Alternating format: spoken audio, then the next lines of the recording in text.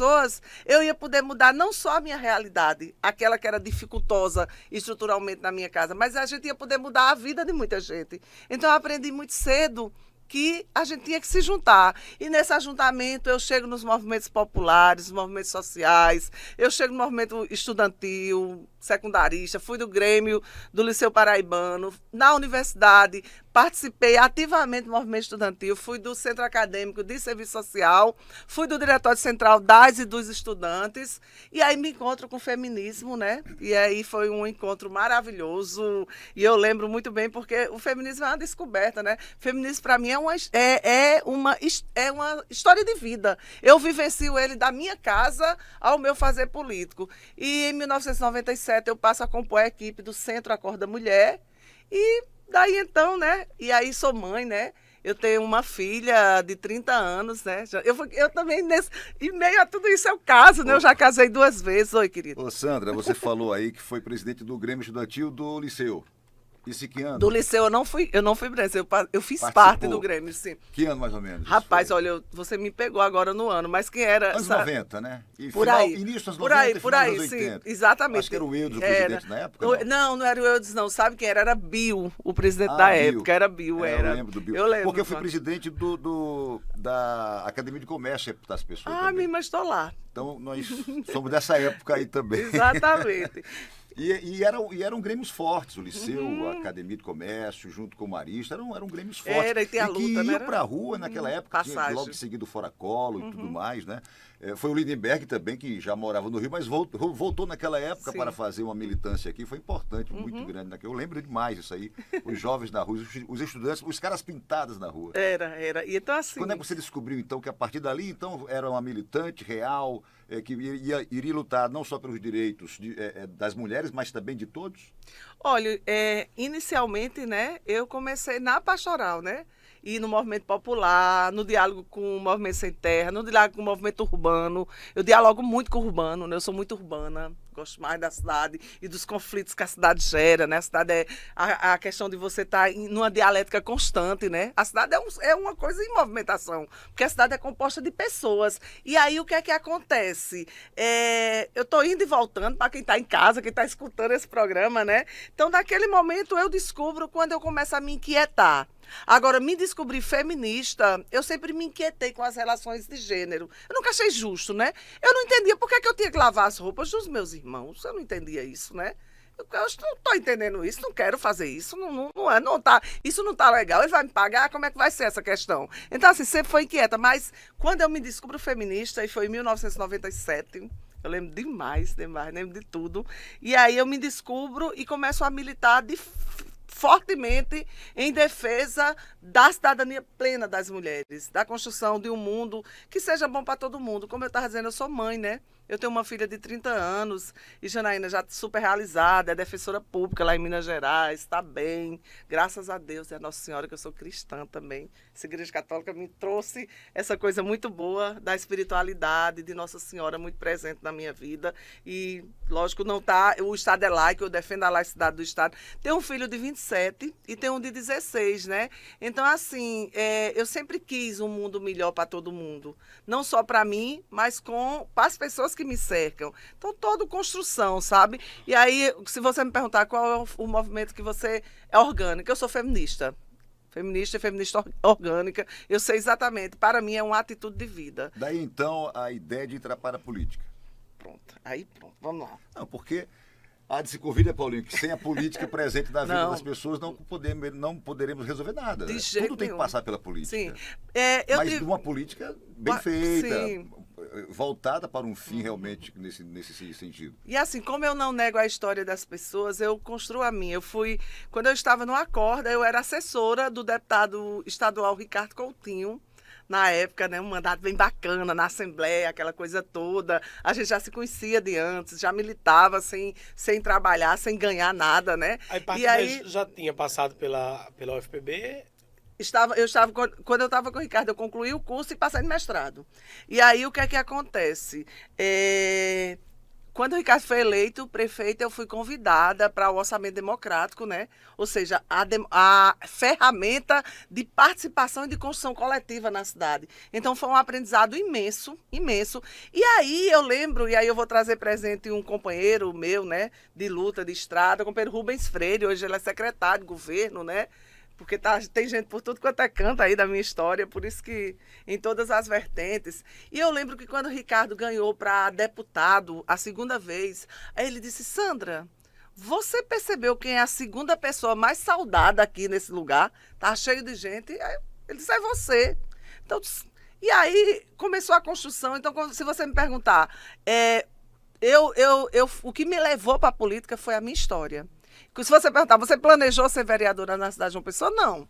Em 2005, eu assumi o orçamento democrático. Em 2007, eu fui candidata a vereadora. Foi uma construção coletiva o tempo inteiro, né, de pessoas, como até hoje. Então, o que me fez entrar para a política foi porque, dentro da sociedade capitalista, dentro do Estado Democrático de Direito, dentro da democracia representativa, é um canal importantíssimo e eu não nego ele, muito pelo contrário, quero estar lá, porque é lá que a gente faz as leis, é lá que a gente muda, é lá que a gente constrói orçamento. Então, a política em todas as vertentes, inclusive a política partidária. E eu sempre digo também que o vereador é o político mais próximo ao povo. Né? Aquele que está no dia a dia acompanhando os problemas das ruas, dos bairros, da cidade. Então é realmente o político mais próximo do povo e tem esse papel importante. Muita gente fala, para que se tem vereador, para que se tem câmara de vereadores? Quando se faz um trabalho bem feito, o legado fica. Se você perguntar aqui nos bancários onde nós estamos, né? Tem o estágio poliesportivo aqui da Praça da Paz, o Neuza Brandão, foi uma emenda de minha autoria. A Coordenadoria da Cidadania LGBT e da Igualdade Racial, que é uma ferramenta de governo na cidade de João Pessoa, foi uma lei de minha autoria. A família acolhedora foi uma lei de minha autoria. Então, assim, a construção do Parque Linear aqui nas 3 ruas dos bancários foi uma atitude nossa. Então, assim, e foram 3 mandatos, né?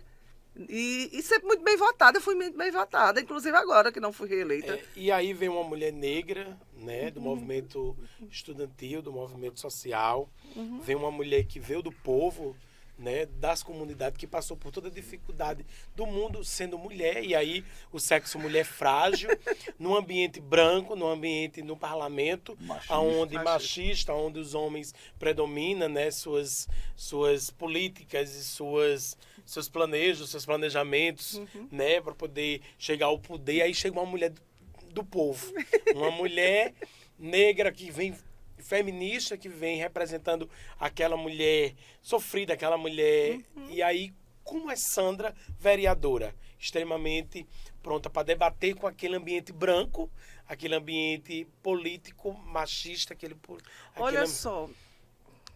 Aquele ambiente que o dinheiro predomina, que a gente sabe que aí tem muita coisa envolvida. Aí chegou Sandra, a Câmara Municipal de João Pessoa. E eu complementaria, Paulinho, só perguntando o seguinte, mudou alguma coisa de 2007 para cá? 2008. 2007 foi o primeiro mandato, né? 2008, eu fui candidata em 2007, assumi em 2008. 2008. Eu acho que eu tenho uma essência muito, muito cristalizada. Tem 3 coisas que me definem fortemente. Eu tenho identidade de classe, sou classe trabalhadora, eu sei exatamente de onde eu sou. Sei exatamente, se você me perguntar se hoje eu moro no meio popular, não. Mas é de lá. Minha identidade de classe, eu tenho identidade de gênero, eu sou mulher, eu sou feminista. E eu tenho identidade de projeto político, eu sou do campo democrático popular. Então, essas 3 identidades, elas permeiam a minha atitude política. E aí, Paulinho acompanhou e sabe o seguinte, assim, eu dialogo fortemente com a cidadania LGBTQIA+, né? Assim, é algo que está muito presente e, assim, os meus filhos, eu disse, às vezes eu queria, nessa vertente, né, da desconstrução, do preconceito, uma casa igual a minha. Na minha casa é algo muito natural. A gente não diz, mesmo porque as relações humanas. Só que o preconceito, ele permeia, né, a sociedade e os espaços de representação da sociedade leva ao que tem. E aí, se você me perguntar se mudou, então, primeira resposta para ti, a minha identidade é muito forte. Eu dialogo demais com as mulheres, eu dialogo demais com as pessoas em situação de pobreza. Quem olha para mim sabe, eu não abro mão, não abro política pública. Uma das coisas que é lei de minha autoria, a regulamentação do auxílio funeral, que é a urna funerária que o povo fica dando, dizendo que está dando, é mentira. Está dentro da política da assistência social, inclusive a política que eu estudo. preconizado. E tem a questão do auxílio aluguel, a questão da segurança alimentar com a cesta básica. Então, assim, as pessoas em situação de pobreza, para mim, é algo muito forte. Muito, muito, muito. Porque se tá bom para todo mundo. Tem que estar bom além dos muros da minha casa. Mas se você perguntar o que mudou de 2007, né, de 2008, no primeiro mandato de 2008 indo para outros, né? Eu passei por uma experiência maravilhosa, né? Eu fui vereadora quando Ricardo Coutinho era prefeito dessa cidade e ele foi um excelente gestor. Fantástico, mudou a cara da cidade de João Pessoa. Isso é indiscutível, inegável. Eu não nego a história das pessoas, mesmo porque é minha história. Eu estava lá construindo. Aí tinha Dilma presidenta, né? Lula, depois Dilma. Então, assim, tudo era uma efervescência, né? As pessoas garantiam direito. Então, assim, a coordenadoria da cidadania LGBT e da igualdade racial foi nesse momento que ela surge na cidade de João Pessoa. Eu apresento um projeto indicativo, na época o prefeito Luciano Agra absorve e hoje é um equipamento de governo, né? Você tinha um terreno fértil para a questão de outra coisa que eu dialogo muito, que é com o direito dos negros e negras, né? Com a questão das mulheres. Então, e eu estive vereadora agora no último mandato com Bolsonaro, presidente, né? Um irresponsável, incompetente, e aí fascista, racista, homofóbico, e eu não quero nem discutir isso para não dizer que a gente só sabe dizer isso. Eu quero perguntar qual é a política pública direcionada para esse país. Não tem uma política de habitação popular. Na época de Lula, a gente teve o Gervásio Maia, maior conjunto habitacional desse estado, um exemplo aqui na cidade de João Pessoa. E agora você não tem nada. Ele não tem uma política pública. Você vivencia hoje com um vírus que é mortal, que é letal e que é mutante. E a resistência desse governo incompetente, inconsequente, desrespeitoso e desumano. Muita gente morreu por atraso de vacina, muita gente morreu pelo negacionismo que ele colocava. Então se você me pergunta, esses dois momentos, o momento político no Brasil mudou demais, mas as pessoas acordaram, isso é muito bom, né? Porque quando eu fui candidata a deputada federal, né? Eu tive 24 mil votos, 14 mil em João Pessoa. Então eu amo João Pessoa. João Pessoa sempre votou muito em mim. Eu adoro a cidade. Eu não estou na Câmara, mas eu sou uma das vereadoras mais bem votadas da cidade. E aí o que é que acontece? Tinha gente que votava em mim, em Bolsonaro, tem ideia disso? Você olhar para a Sandra e hoje diz, Sandra, como é que a gente passou por aquilo? Eu estou imensamente arrependida, Agora eu não fico brigando com as pessoas, sabe? A gente fica dialogando, conquistando e desconstruindo. E a gente vai voltar a governar esse país, Lula vai ser eleito, e a gente vai voltar a sorrir, esse país vai voltar à democracia. Sandra, e o ambiente branco, um parlamento branco, Sim. um ambiente que uma mulher negra chega da população, uma mulher do movimento social, como foi lidar com todo aquele povo e com a autarquia política Sim. dentro de um sistema político implantado na Câmara Municipal de João Pessoa? Exatamente. E nesse período que você chegou na Câmara Municipal, você encontrou uma mulher vereadora cristã chamada Elisa Virgínia. E aí foi uma guerra travada, mas eu via a Sandra brilhando a todo momento. Eu via uma Sandra guerreira Sim. ali. Olha só, tem algo que eu falo tão pouco, porque hoje, ainda bem, né, que a gente assumiu a nossa identidade, os nossos cachos, né? Mas eu sempre usei cacho. Eu nunca tirei meus cachos, nunca. Desde a minha adolescência que tá de cacho. Então eu escutei muito, ai, por que tu não alisa teu cabelo? Tu ficava tão mais bonitinha. Ah, tu não é negra não, tua pele é tão branca.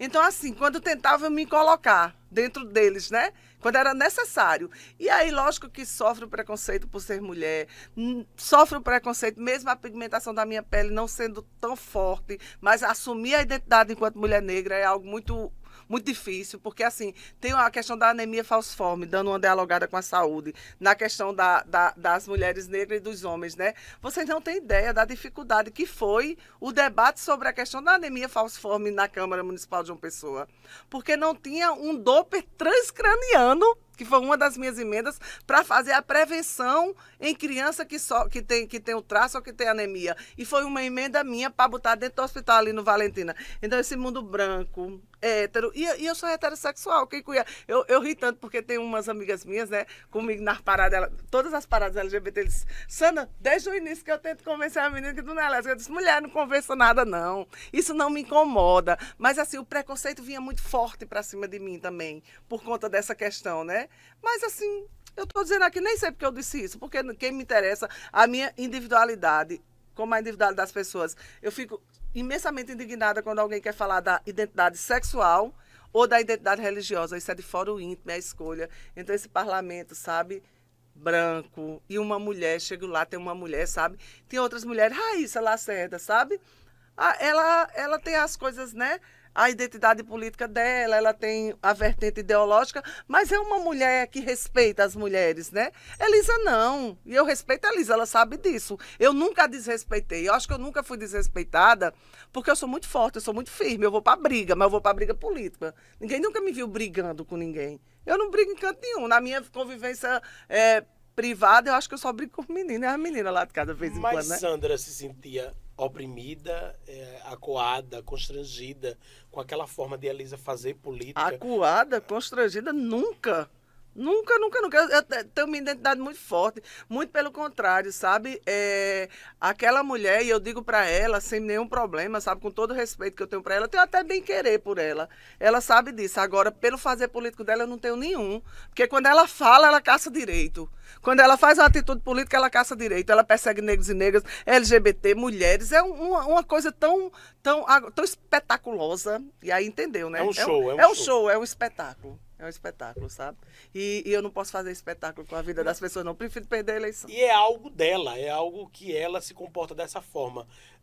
No dia a dia, ou era só direcionada a Sandra Marrocos? A esse embate, a essa condição, a esse transformar o plenário da Câmara em um ringue? Eu acho assim, que quando a Elisa olhava para mim, ela via tudo que ela não queria ver, né? Ela viu uma mulher empoderada, negra, feminista, do meio popular, que não se curvava a essas questões. Agora, sim, eu vou dizer uma coisa, eu não costumo ser muito justa. Elisa, ela é completamente equivocada, mas ela é uma mulher séria. Ela é uma política séria. Dentro do fazer político dela, do que ela acredita, ela faz com seriedade. Então, se a gente não reconhecer isso, eu não sou ninguém. Então, eu vou defender com todas as minhas forças o contrário do que ela se porta. Agora, ela faz com seriedade. Ela dialoga com seriedade com o público dela. Não é oportunista. Ela não é. E aí, ela é um monte de outras coisas, sabe? Ela é homofóbica, mas ela não é. Ela tem seriedade dentro da vertente política que ela defende. E eu reconheço isso, porque senão, para quê, né? Já estou com 50, daqui a pouco quero viver mais 50, com 100. E cada um tem que ter o seu pensamento próprio, né? Tem que respeitar. Não concordo com nada que ela diz, não pode concordar, não. mas... E faz parte do embate político, né? Faz parte do dialogar, faz parte. As mulheres ainda têm um espaço pequeno na política, isso hoje ainda é uma realidade. Infelizmente, né? Eu não fui eleita.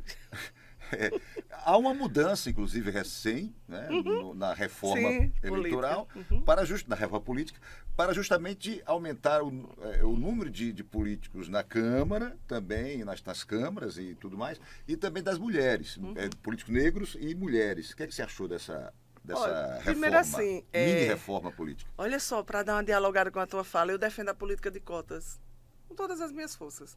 Porque política de cotas é o seguinte, o povo negro foi escravizado, não teve oportunidade igual. As mulheres, o machismo é estrutural. Todas as desigualdades elas são estruturais. Então, o que é cota? É equidade, tirar de quem tem mais, botar em quem tem menos e criar justiça social, igualdade. E aí, muitas vezes, dizia, não, Sandra, tu não é política de cota, não, tu tem voto. Eu disse, se não fosse as cotas, se não fosse a luta das mulheres, eu não estaria nem aqui. Eu não teria estudado, eu não teria votado, eu não teria sido votada. Então, assim, tudo que eu sou, eu devo à luta das mulheres. E de forma muito especial ao movimento feminista, né? Então, assim, com a reforma, né? Então, a política de cota, ela surge pela primeira vez falando das mulheres. Foi um projeto da deputada Marta Suplicy, na época, demorou que só.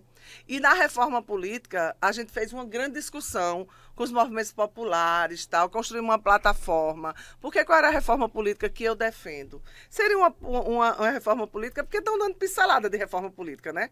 Não fizeram o pacote todo. Seria o fortalecimento dos partidos, sim, mas com lista fechada, por alternância de gênero, começando por uma mulher. Eu não estaria fora da Câmara, de hipótese alguma. Eu estaria. E aí, agora, é muito positivo, porque, para entender, até para quem está assistindo em casa, porque o que está pensando é que os votos da gente vai contar 2 vezes, né? Para as mulheres e para as pessoas negras. Tem essa ideia. Mas não é. Qual é a leitura? É o seguinte, sendo negra, pronto, eu sou negra e mulher. Mas quando eu for candidata, só vai contar uma vez. Eu não conto como negra e como mulher. E é no final de tudo. Se eu não tive 24 mil votos aqui na Paraíba, quando for para receber o fundo partidário, não seria 24, seria quase 50, né? Para contar para o partido receber o dinheiro. Então isso é bom, porque incentiva os partidos políticos a construírem candidaturas de mulher. Então, assim, é um avanço, é nossa luta, é luta nossa. Foi as mulheres que conseguiram isso. E em relação a direitos, sabe, Eduardo? Nem um passo para trás. Se tiver que recuar, eu fico durinha, assim, não tem quem me mova, mas para trás não dou, não. Foi boa essa explicação, porque a ideia que passa-se é que, não, teve 24 mil votos, então seria eleito porque teria 48 computados. Mas não, para o fundo partidário que vai beneficiar o partido que acolheu aquela mulher e ajudou aquela mulher a ter o seu montante de votos. Sim. Né? E se for eleito, melhor ainda. Óbvio. E aí a gente vê hoje, na política local, na política a nível estadual e nacional, a gente vê, e aí falando em relação à Paraíba, a gente vê que nós temos alguns pré-candidatos a governadores. E a gente vê uma mulher, só uma mulher pré-candidata a governadora, que é Lígia Feliciano. É como Sandra, como militante, como mulher, como política, vê Temos que duas. A Dijane Simplice também é candidata, pré-candidata. é pré-candidata. Pelo PSOL. Você acha que a Paraíba está escasso? É mulher que tem essa força de enfrentar homens grandes, poderosos, grandes grupos políticos, né? Porque a gente sabe que tem muitos interesses por trás de muita coisa, mas aí você vê uma mulher que vem lá de Campina Grande, que é pré-candidata a governadora, essa outra pré-candidata que aí até agora eu não sabia, e foi bom me informar. Mas como é que Sandra vê nesse cenário escasso de mulheres que queira debater, que queira falar a nível de Paraíba? Como Sandra vê como política, como mulher? Assim, quando a Dijane lançou, né, a pré-candidatura, o PSOL lançou, eu sou do PSB, eu sou dirigente partidária, eu sou presidenta municipal, então eu tenho uma responsabilidade. A decisão política que for tomada é dialogada com o companheiro Gervásio Maia, que é o presidente estadual, é dialogada com Buba Germana, é dialogada com o professor Adelaide, é dialogada com o querido Humberto Pontes, né? Mandar um beijo imenso para Humberto, que foi vereador aqui na cidade, que hoje é vice-presidente comigo lá no partido, com Clariana, que está à frente da Secretaria de Negros e Negros do partido, de Renato, um homem trans, que está à frente da Secretaria LGBTQIA+, do PSB. Em suma, vai ser dialogado a decisão partidária com o partido. Mas, Sandra, oxe, parabéns a Dijane, parabéns a Lígia. Eu acho que estava na hora, Lígia, de você se colocar. Você tem minha solidariedade, você tem meu carinho, você tem até, se precisar de mim alguma coisa, você talvez não tenha o meu voto, porque o meu voto é um voto, como eu já coloquei, um voto de partido, né? Mas a questão de tá escasso demais, já estava mais do que na hora da Lígia se colocar, falando com muito... Ela é uma mulher muito respeitada, é uma mulher corajosa, eu lembro, sabe? Ela me dizendo como ela foi escolhida. E aí, rapaz, eu fiz uma reflexão sobre ser mulher. E aí, Lígia, chega meu olho enche de lágrima, né? Mas de lágrima de indignação, e também de atitude, porque Lígia conversando comigo. Eu não vou contar aqui, porque foi intimista, né? Mas a forma como ela foi escolhida para ser candidata a vice-governadora a primeira vez. E aí, Lígia, se você estiver ouvindo, sabe? Sabendo daquele momento que você partilhou comigo, né? Da forma como foi. E hoje você se colocando, né? Eu sou pré-candidata a governadora desse estado. Você é digna de muita admiração. E eu espero que as coisas fluam. Tá no partido bacana, tá no PDT. Lógico que tem todas as questões estadual, municipal, nacional, federação, que vem, mas que também é bom e é ruim, né? Os dois lados da moeda. Mas eu vejo com muito carinho, sabe? Com muito respeito a pré-candidatura de Lígia. Acho que você devia até, enfim. Mas a Paraíba, mas assim, o cenário político e os partidos que não é natural lançar Não mulher é. candidata. Não é natural. Então, assim, você ter Lígia candidata, sabe? Você ter Adjane candidata. Não é natural, sabe? Essa história de que, porque as mulheres.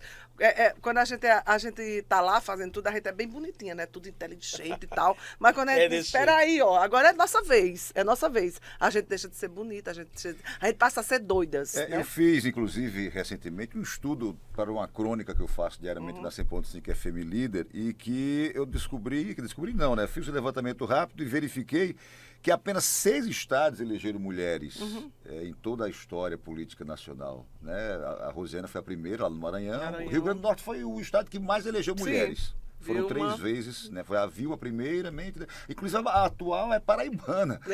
Fátima. A Fátima é governadora, a atual governadora e é paraibana. Então, quer dizer, é histórico isso. É histórico. Infelizmente. Infelizmente. E na última processo... Então, quando você vê uma mulher que realmente tem a coragem, a disposição de enfrentar, né, todas as adversidades e se lança como uma pré-candidata, uma opção feminina... Mas aí eu quero saber de Sandra. Sandra está preparada para a disputa? Tá? O partido tem colocado o nome de Sandra. Sandra coloca o nome à disposição do partido para embates. Na última foi federal. A nível estadual, eu falo. Você foi candidata federal. Né? Com uma votação expressiva, porque vindo esse movimento todo, né? Num ambiente que os poderosos prevalecem. Sandra está preparada para esse nível de debate a nível estadual? Como é que Sandra se prepara para os próximos pleitos? Olha, eu estou mais que preparada, né? Eu estou mais preparada porque minha preparação é cotidiana, né? É de toda uma história. Avaliar, tal, refletir. Eu amo João Pessoa. Eu sou doida por essa cidade. A Mariole não ter sido eleita vereadora foi muito... Eu estava dizendo, foi muito ruim para mim, óbvio, enquanto pessoa, mas eu me reedito, né? Sou feliz, sou realizada, eu sou plena. Agora... Para a Câmara foi muito ruim, para a voz, para a cidade. Eu tenho clareza disso, não falando de Sandra, mas falando do que ela defende, né? Então, mas é uma coisa que vai ser discutida com o partido. Tem a federação, o PSB passa pelo momento de reestruturação. E dentro das prioridades, na reestruturação, uma das prioridades é reeleger Gervásio Maia. Federal, a gente não pode perder o mandato de Gervásio, é simbólico para a gente, é importante, e Sandra está pronta para tudo. Sandra é candidata a governadora, estou pronta, a prefeita estou pronta, a deputada estou pronta, a vereadora, eu estou pronta porque me constituindo assim, dessa forma. Sandra, PSB, foi para o PT. Sandra voltou para o PSB porque Sandra sentiu que o grupo de Ricardo, aquela cúpula ou aquela condição estava trilhando o caminho para o PT. Como foi essa ruptura? Houve uma ruptura do grupo de Sandra Marrocos com o grupo de Ricardo? Porque assim, eu vejo, e aí eu me dou o direito, porque eu acompanho a história de Sandra e acompanho a história do ex-governador da Paraíba, Ricardo Vieira Coutinho. Sandra, como foi tudo isso, Sandra? Como foi? Houve uma ruptura de Sandra com Ricardo, com o grupo, com tudo isso? Olha só. Porque é um sentimento que fica. Primeiro assim, eu nunca fui queridinha de ninguém, né? Nunca. Porque eu sempre me posicionei e vou continuar me posicionando sempre. Se quiser me chamar de doida, me chame. Porque quando não encontra incoerência nas histórias políticas, e não tem coerência na minha história política nenhuma, pode procurar. Eu posso até construir uma daqui para frente, mas não tá com a bexiga que aos 50 anos eu vou construir incoerência política. Se eu não construir até hoje. E aí eu tenho respeito por Ricardo, ele merece respeito. A história política de Ricardo Coutinho merece respeito, mas eu tenho uma decisão na minha vida. Tem coisas que eu não quero vivenciar mais. Tem coisas internas que eu não quero vivenciar mais. Eu não gosto da forma como é encaminhada, sabe? Mas também não vou propagar isso. Então chegou... E também teve o processo eleitoral do PT que foi horrível, desrespeitoso, sabe? Com Anísio Maia, que era candidato a prefeito da cidade. A direção nacional, sem respeito nenhum, sacudiu na cabeça da gente a candidatura do PSB, na época representada pelo Ricardo Coutinho. E, de repente, aquela conjuntura fez também com que eu não fosse eleita nessa cidade. Óbvio. Faço leitura política da história. Então, assim, eu estou muito bem, sabe? E se não dá no PSB, eu estou muito tranquila. Só não vai me ver na direita. Mas, tranquilíssima. Quero estar dentro da democracia participativa, quero estar candidata, quero estar no partido que me respeite. Que respeite a minha história e tudo que eu construí. Mas que não só me respeite quando é oportuno ser respeitada. Não é assim. Agora, ninguém nunca, em absoluto momento algum, vai me ver falando mal de alguém. Porque, pra quê? Pra quê? As pessoas vão se desconstruindo, né? Eu já passei por tanta coisa da política, né? Tinha pessoas que eram da minha casa e, de repente, armário. Você sabe, não precisa nem eu dizer. Muitas. Que acontece na nossa vida, né? Mas Sandra tem esse respeito por Ricardo, mas tudo aquilo não representa o espaço de Sandra, a voz de Sandra, não. Tudo aquilo Sandra está distante. Não, estou distante e quero continuar distante. Se a gente estiver dialogando no mesmo campo, a gente está no mesmo campo, a gente está, se fechar a federação e ele for o candidato a senador, eu farei campanha, porque eu sou uma mulher partidária, mas assim, quero me manter distante, nas miudezas, no cotidiano. Ai, cada um sabe a dor e a delícia das suas escolhas, e eu tenho condições de escolher. Eu costumo dizer que eu sou senhora das minhas vontades e dona de mim, é porque sou mesmo. Porque eu tenho coragem de ficar desempregada, eu tenho coragem de apertar o cinto, eu tenho coragem de passar um ano inteiro sem comprar nenhuma roupa, nenhum sapato novo. Não tenho nenhum problema com isso. Não é o cargo que segura não, Sandra. De jeito nenhum, nem vai ser, nunca. Eu continuo no bancário, o bar que eu vou é no bar baiano, os meus amigos e amigas são as mesmas, eu nunca mudei. Nunca, em momento algum. Eu moro na mesma casa, com poder, sem poder, apesar dele. Eu moro na mesma casa, do mesmo jeito, mesmas coisas. Eu gosto das mesmas coisas, eu adoro a música da Paraíba, eu sou consumidora dos artistas aqui da cidade, todos e todas elas. Então, sabe, é isso, aquilo que você perguntou, sabe? O que mudou de 2008 para cá? Conjunturalmente, muita coisa. Na minha essência, nada, porque ela é fortalecida. A dignidade, a essência continua a mesma. Mas é o sentimento para com Ricardo. Tudo isso que Ricardo passou. E aí eu não vou entrar nos méritos, mas eu quero saber o sentimento para com ele, como político, como pessoa. E Sandra, como Sandra vê esse cenário? Porque, assim, Ricardo teve inúmeras oportunidades de não passar por nada disso, sim, né? Mas passou e aí, enfim. Mas como Sandra vê ele hoje? Olha só, como eu já disse, né, no início da minha fala, Ricardo é um dos melhores quadros que a esquerda tem nesse país, sabe? E a história política de Ricardo é muito bonita. É a nossa história. Ele mudou a cara da cidade de João Pessoa, ele mudou a cara do estado da Paraíba. Eu não vou dizer o contrário. Eu não consigo fazer isso. Não consigo, porque eu seria desleal com a minha história, sabe? E eu desejo, assim, primeiro como ser humano, eu desejo felicidade. Ele é merecedor de felicidade.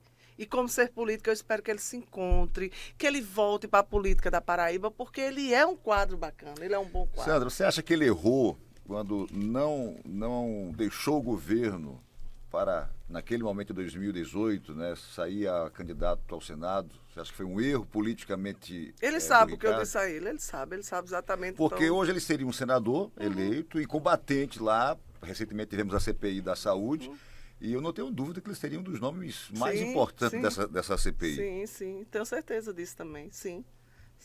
É assim como o João, é um quadro, né? É um quadro que veio conosco. Falar mal dele também seria falar mal da minha história. Então é isso que eu estou dizendo para você. Você tem hoje João no governo do estado, que vem do mesmo canto que eu venho.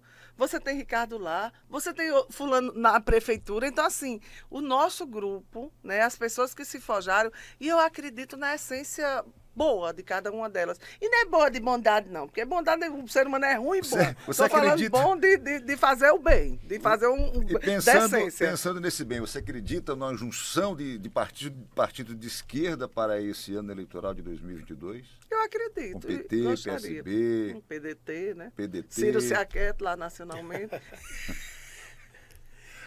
Sandra, eu tenho uma pergunta para lhe fazer. Já vimos esse filme, né? Eu quero botar pimenta nesse negócio. Sandra, me diga uma coisa e diga para toda a população da Paraíba que está assistindo o podcast Paraibano nessa hora. O sentimento de Sandra para João e Ricardo. Sandra vê João como traidor ou... Olha, hoje eu acho que fazendo uma reflexão crítica, sabe? E uma análise, eu acho que João teve a oportunidade, fez uma escolha, sabe? Uma escolha, e aí a história vai dizer, ele vai dizer. Agora, assim, não me proponho, sabe, a estar apontando dedos para ninguém. Inclusive, mesmo porque ele tem feito uma gestão bacana, sabe? Tem dado continuidade a muita coisa. A gente não tem como dizer. Porque, olha só, como é que eu vou dizer, minha gente? Eu estava lá, a Simone Guimarães, por exemplo, que é uma técnica, né? era uma excelente gestora. Como é que ela não é mais? De um passo de mágica ela deixou de ser? Como é que pode isso? Isso não existe, então a gente tem que fazer política. Olha, a gente tem que fazer política com o fígado e afeto com o coração.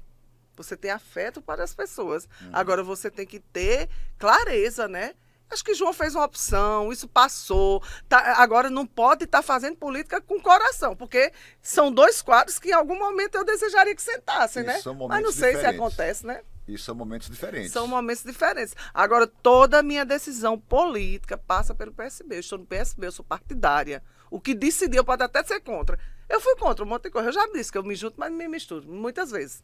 Mas é para fazer campanha, vamos embora fazer campanha. Apoia o que o partido definiu. Mas Sim, esse, agora, se não concordar de jeito nenhum, vamos embora. Mas esse governo representa Sandra, representa a história de Sandra. Esse governo é morno quente, um governo que não tem muita expressão. É assim, a gente vê João, não sente aquele gestor, porque você olhava para Ricardo, você via um gestor que a gente sabia que ele derrubava uma rua, construía um muro, e aí você vê um governo sem expressão, sem ânimo. E aí, como é que Sandra vê esse governo? Olha só, eu acho que essa história de coisa é muito da identidade da pessoa. Você olha para mim e vê ânimo, mas você olha para outra pessoa e não vê, né? Então, assim, eles são pessoas diferentes. Né? Você vai olhar para um e para outro e vai ver diferente. E assim, se você perceber, você tem em vários espaços do governo continuidade. Pode não ter propaganda, né? Não pode não aparecer. Agora, o governo João, nós vivemos hoje num momento pandêmico. E agora até que a gente está aqui, ó. Mas eu passei 7 meses sem sair de casa. Teve gente, um monte de gente saiu. Pude passar, teve gente que não pôde passar nenhuma. E assim, e o governo do estado da Paraíba, tirando João, tirando Ricardo, vamos deixar nomes para lá. O governo do estado da Paraíba tratou essa pandemia com muita seriedade. E eu seria muito desrespeitosa, sabe, muito injusta se não dissesse isso. Sabe, assim, eu acho que o governo teve atitudes sérias, teve atitudes firmes. Então, assim, o PSB não definiu ainda onde vai ter as conversas. O Gervásio está na linha de frente disso. Óbvio que eu também estou, porque se decidir sem conversar comigo também já me conhece, sabe exatamente como eu sou. E ele não vai fazer isso nunca, porque nossa relação é de respeito e de construção. Mas, assim, nesse momento da minha vida, eu posso me dar o direito de fazer a avaliação que eu quiser. Eu não estou em governo nenhum. Eu estou hoje fazendo assessorias, terminando meu mestrado. Pela segunda vez eu passei de novo em 4 etapas. Isso não é fácil, não. É isso, estou de bem, estou de bem com a vida. Sofri que só a gota ano passado, deitando ruim danado, viu? Para mim, eu disse, meu Deus, que danado é isso? Mas o povo tem mania, sabe, de esconder tristeza. Tristeza é um sentimento. Se você esconder ela lhe destrói. Então, você tem que vivenciar a tristeza. E eu fiquei muito triste quando eu não fui reeleita. Óbvio que eu fiquei. E é triste por Sandra, ó, Sandra, né? O que eu vou fazer? Mas não pude parar um minuto, porque eu tenho que sustentar a minha casa, que eu sou provedora a vida inteira. Quem paga todas as coisas na minha casa, do sabão à conta de luz, sou eu. Então, eu tinha que arrumar dinheiro para pagar, e com dignidade. Com muita dignidade. A única coisa que eu tenho que é a minha força de trabalho. É dela que eu sobrevivo. Eu não podia parar nem um minuto de assistir a aula do mestrado, eu não podia parar de escrever. Eu vou qualificar meu mestrado dia 24, eu tenho 40 páginas escritas. Já pensou o que é isso em um ano de reedição? Que tinha dia que eu dizia, eu não vou me levantar dessa rede nem com a gota. Mas eu gosto de rede, né? Adoro, minha redinha tá lá. E é isso, sabe? Eu estou no momento que eu posso fazer as avaliações sem apontar dedo para ninguém, não quero, não sou... Quem sou eu para estar apontando dedo para ninguém? Ô, Sandra, queria mudar um pouquinho essa conversa, a gente volta para ela depois, mas é porque eu estava analisando aqui, vendo uma das suas pautas com relação à intolerância religiosa, que eu queria que você falasse um pouco sobre isso e a importância também desse assunto. Uhum. Olha só, na Câmara, você nunca me viu rezando, você nunca me viu falando. Agora sim, eu sou cristã. Eu sou cristã e como eu tenho essa raiz dentro da Igreja Católica, eu sou feminista, eu tenho tanta fé em Nossa Senhora, você não tem ideia, não. Eu digo, porque a mãe manda mais do que o filho, né? Então, assim, eu tenho esse diálogo muito presente com Nossa Senhora, né? Eu digo que ela é Nossa Senhora de amor e de luz. Se eu não tivesse a minha fé tão fortalecida, eu não conseguiria enfrentar muita coisa que talvez você não saiba. Mas Paulinho sabe. Paulinho já vivenciou cenas comigo que ele disse, eu não acredito que isso está acontecendo. E acontecia. E eu estava lá, com dignidade. E aí, o que é que acontece? Mas Nossa Senhora, para mim, é sagrada. E nas religiões de matriz africana, Oxum, Xangô, é tão sagrado quanto. Uma coisa que eu encontro em todas as religiões, no budismo, no candomblé, na jurema, nos protestantes, é o amor. Isso que unifica. O outro é dogmas religiosos que cada uma tem a sua. Diz o Satanás. Como é que o Satanás está dentro dos orixás se não tem Satanás na religião de matriz africana? Satanás é nosso, ó, o inferno, o anjo. É do cristianismo. Então, assim, a gente tem que dialogar com respeito. Cada pessoa vive sua espiritualidade de forma diferenciada. Respeitando a do outro. E até quem não tem, né? Quem não tem também. É verdade. É isso. Então, é esse diálogo. Legal, gostei da sua resposta, porque tem muita gente que confunde muito esse assunto. Uhum. Porque cada um tem que ter realmente o seu posicionamento, que seja sexual, político e religioso também não pode ser diferente. Não pode. Mas é isso. Já fiz assim, já entreguei o título, a medalha, Margarida Maria Alves, para Mãecinha, uma mãe de santo lá da Bahia, maravilhosa. Inclusive o filho de Mãecinha, ele é diplomata. Ele mora nos Estados Unidos e uma vez por ano ele vinha aqui na Paraíba fazer um evento e tal. E de vez em quando ele me liga, Sandra, indica aí umas entidades para eu fazer uma doação, seja de alimento, seja de recurso financeiro, tal, porque eu não estou indo. E aí a gente fez a entrega do título, levamos as câmaras para dentro de uma casa de santo. Isso que é legal. Sim. Toda religião tem esse trabalho social, toda ela, independente. É isso que tem que ser analisado, tem que ser aplaudido, tem que ser lembrado. Sim. Eu acho que está certíssima. Houve um debate na Câmara Municipal de João Pessoa sobre a atleta, aquela atleta que... e aí houve um debate muito forte entre você e a vereadora Elisa. Mas qual era o real objetivo daquilo ali? Ela queria tirar a atleta para não competir, né? E aí você foi contra. E aí como é que terminou tudo aquilo ali? No final, hoje, na Paraíba... estão competindo, como é? Primeiro assim, ela não tinha poder, que quem tinha que tirar a atleta não era a federação, né? E nem era na Paraíba, era no Brasil, viu? E assim, eu vou dizer uma coisa de Elisa, quando eu a conheci, ela tinha a questão de ser mais firme com o que ela defendia. Depois, hoje ela usa muito o espetáculo. Isso foi um espetáculo, porque ela não é idiota, não. Ela sabe, porque ela não é burra. Ela sabe que uma mulher trans, ela toma hormônios e que a força física se reduz. Que a gente sabe que os hormônios, que tudo tal, vem da testosterona, né? Vem dessas coisas todas. Então, assim, todo o tempo ficava dizendo, olha, é feminista aí, querendo que os homens ganhem das mulheres, porque as mulheres trans participam das competições. Então, assim, sabe, ela não perdeu, ela perdeu sim, porque ela vai perder sempre, mesmo que em algum momento ela ganhe, porque o ódio, o preconceito, a ruindade e a maldade humana perde sempre, não adianta não. Mas atleta transexual, assim, tem uma força porque... assim, é uma força muito forte. Mas eles têm um acompanhamento que não é feito pela gente, é feito por uma equipe médica, tal, tudo isso. E quando se toma hormônio, porque quando a mulher vira trans, ela toma hormônios, ela tem redução da testosterona, né? Eu tô falando bem direitinho esse nome. E aí, não cabe a mim, não cabe a Elisa. O que cabe a gente é garantir direito. Quem cabe dizer se um atleta trans vai competir ou não é a federação. Então a gente não tem que estar se metendo nisso. O que o Paulinho, pelo que eu estou entendendo, é que ele está dizendo que teria mais força física, é isso? Mais força física. Não tem não, amor, porque tem um acompanhamento, tem regras, tem tudo. Aí ficaria desleal, Paulinho? É do mesmo jeito que diz que as mulheres negras aguentam mais peso, é mais forte.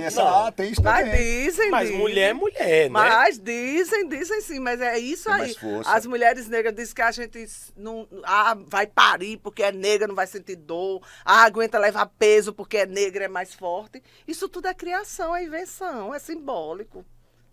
É violência simbólica o nome disso. Isso representa uma homofobia, representa O que ela fez representa tudo de ruim, viu? Tudo de ruim. Além de homofobia, representa a ruindade, porque você disser assim, aquela menina ali não pode... Que caiu no Instagram, que é só 1 hora que o Instagram libera. Eu ia falar isso no início, Instagram é só Mas 1 hora. aí... Deixa eu falar aí para encerrar aí. Deixa eu ver. É porque 1 hora só mesmo o Instagram só libera. E 1 hora tá bom, pô. Ok, tudo certo. As pessoas. Caiu, mas estamos de volta já já. Um Paulinho. minutinho.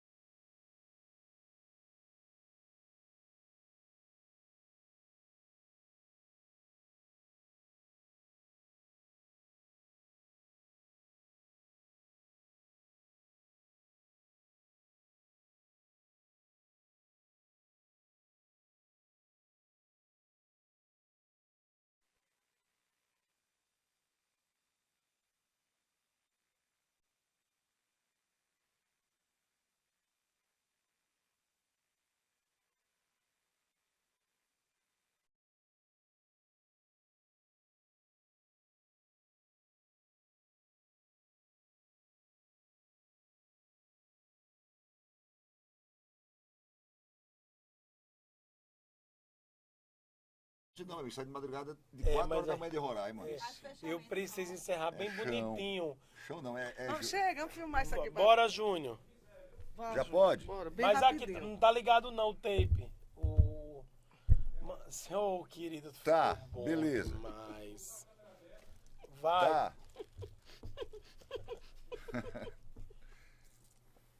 Eu só vim hoje pra cá pra tua casa, tu sabe. Eu sei. Ô, Sandra, eu queria. Já estamos na reta final aqui da nossa primeira conversa do podcast paraibano.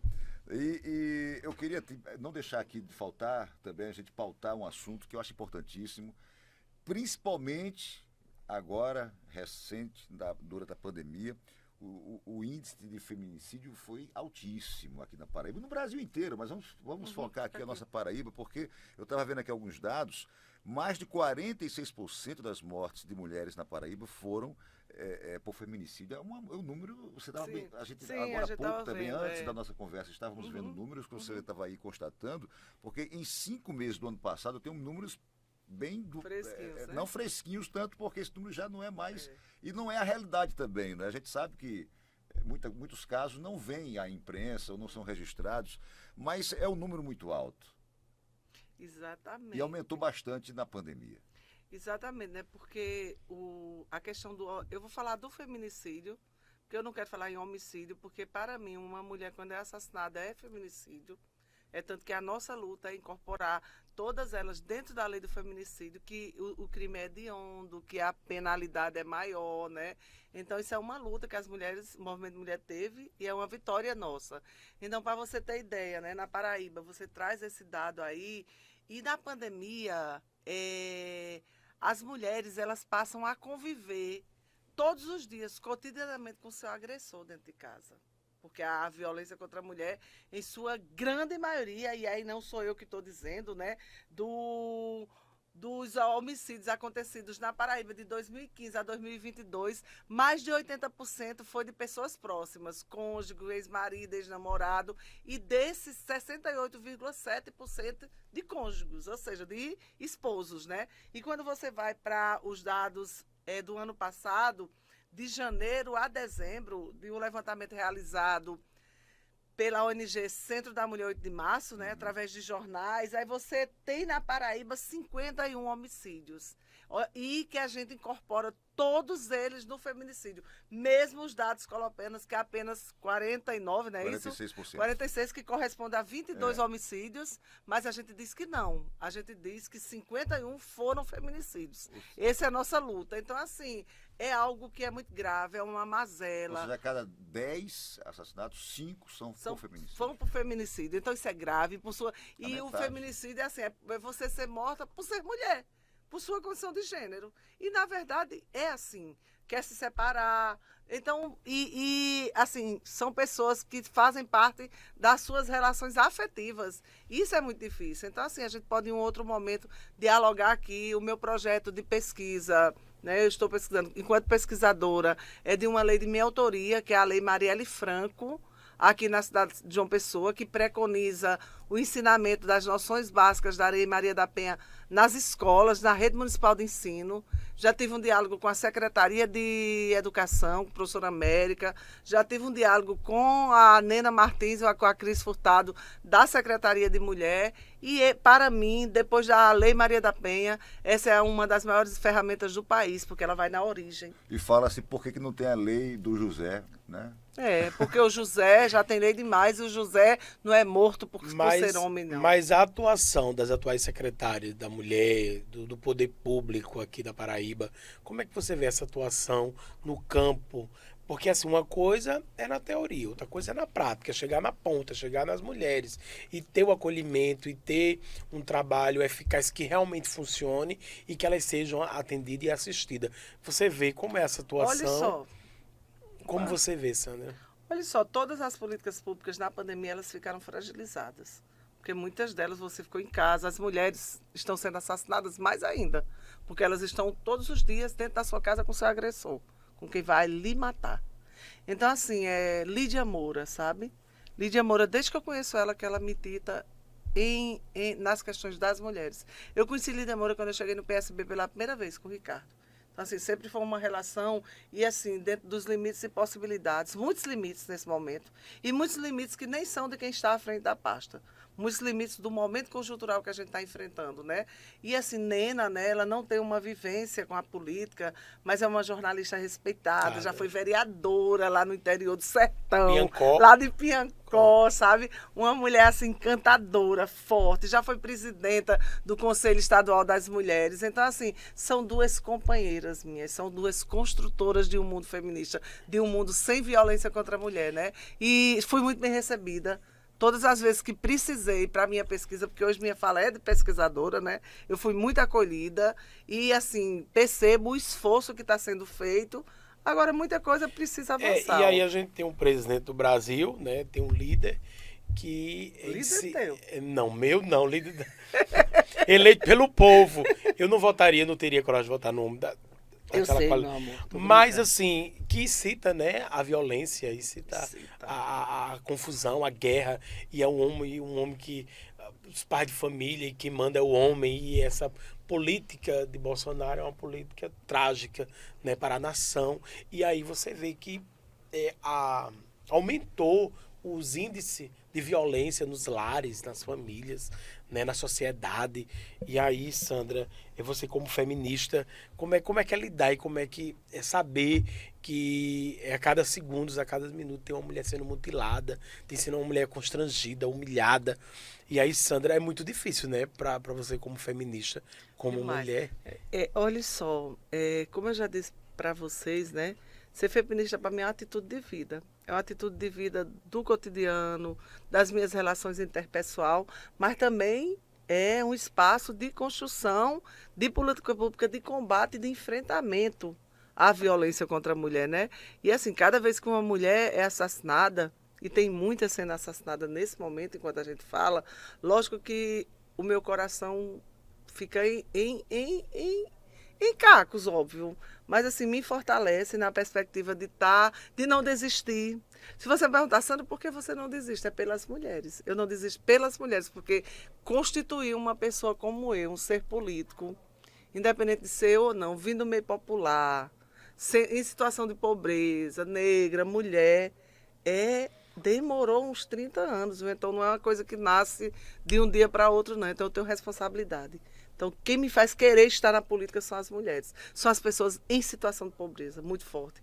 Porque eu dialogo demais. E nesse momento conjuntural que a fome volta, e aí se a gente fosse começar, era um programa todinho de novo. Mas eu estou aberta aí para vir outros dias. Agradecer a vocês. Foi ótimo. Sandra, foi muito feliz com a sua entrevista. Era um desejo meu já antes, de fazer até lá na live no Instagram. E agora com essa oportunidade do nosso podcast, eu fiquei muito feliz de poder lhe entrevistar ao lado do meu companheiro Eduardo Carvalho. Adorei, Eduardo. De volta à Paraíba após... Excelente jornalista, viu? Após quase 16 anos. Pois... Eu amo essa terra, eu amo isso aqui. Eu amo. Você estava falando aqui, eu estava me recordando aqui, Sandra, porque eu acompanhei a trajetória do Ricardo, desde vereador, mais votado, depois deputado, governador. Teve um caso, inclusive, que eu liguei para o Ricardo para entrevistá-lo, quando ela sim assumiu a prefeitura de João Pessoa. Ele estava em Portugal. E aí ele me respondeu, e eu estava ao vivo, né? A assessoria dele, não, pode ligar. Eu ia entrar ao vivo com ele. E aí eu não sabia que ele estava viajando. Ele falou, Eduardo, não vai dar para dar entrevista agora para ti, porque eu estou agora em Portugal resolvendo um problema e eu vou pagar aqui interurbano. E o telefone não era o dele, era da prefeitura. Entendeu? Exatamente. Eu achei aquilo sensacional. E isso foi assim que ele assumiu a prefeitura de João Pessoa. Eu estava na 100.5 FM Líder, e quando você estava falando aí de recordações da política e tudo mais, de momentos, né? Porque tudo são momentos, e eu lembrei desse aqui agora há pouco.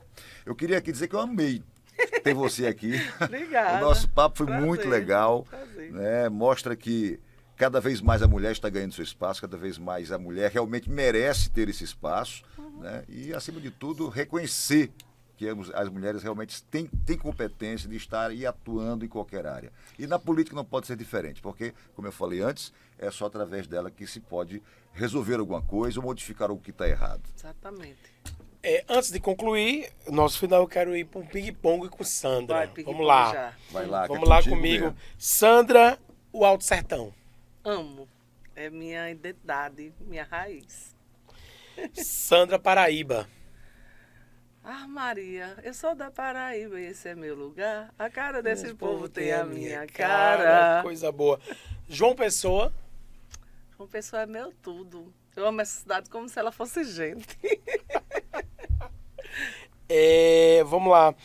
Família. É meu alicerce, sabe? Jana, Flávio e Gabriel. É o que eu tenho de mais maravilhoso nessa vida. Política. Estou pronta, sempre. Preparada, mais do que nunca. Vida. Eu sou feliz, realizada, plena. Futuro. O futuro é algo que, enquanto cristã, pertence a Deus, óbvio, e a Maria, nesse diálogo com a minha espiritualidade, mas ele é definido pelas minhas atitudes e pelas minhas escolhas. Sandra por Sandra. Senhora das minhas vontades e dona de mim, sempre. Entrevistamos hoje no podcast Paraibano a ex-vereadora e atual presidente do PSB na cidade de João Pessoa. Eu quero agradecer a você, Sandra. Foi maravilhoso estar com você. E você que está nos assistindo aí, que participou, que interagiu, aqui ao lado do meu companheiro Eduardo Carvalho. Vai ter outras oportunidades, porque todas as quarta-feiras estaremos aqui conversando com alguma personalidade, não só de João Pessoa, mas de toda a Paraíba. Eduardo. É isso aí. Obrigado pela sua audiência, um forte abraço, até a próxima semana com mais uma entrevista aqui no podcast Paraibano. Forte abraço. E a gente termina assim, eu sou da Paraíba, que é o meu lugar. A cara desse povo tem a minha cara, encanto de beleza que me faz sonhar. Valeu e até quarta-feira, Tchau, se gente, Deus valeu. quiser.